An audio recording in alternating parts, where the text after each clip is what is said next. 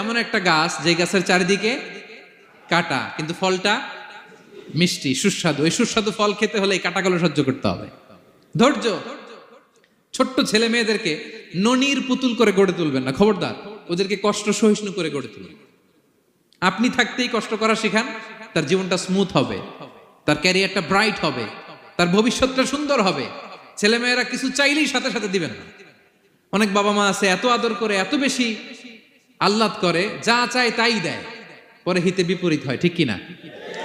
ছেলে মেয়েকে অভাব শেখান, ছেলে মেয়েকে কষ্ট শেখান, ওদেরকে সংগ্রাম শেখান, প্রতিকূল পরিবেশে কি করে টিকে থাকতে হয় এটার সবক শেখান।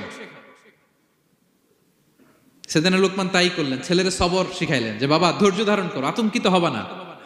জীবন এটা সহজ নয়, জীবন চলার পথ সহজ নয়, এটাকে সহজ করে নিতে হয়। কখনো সবর করে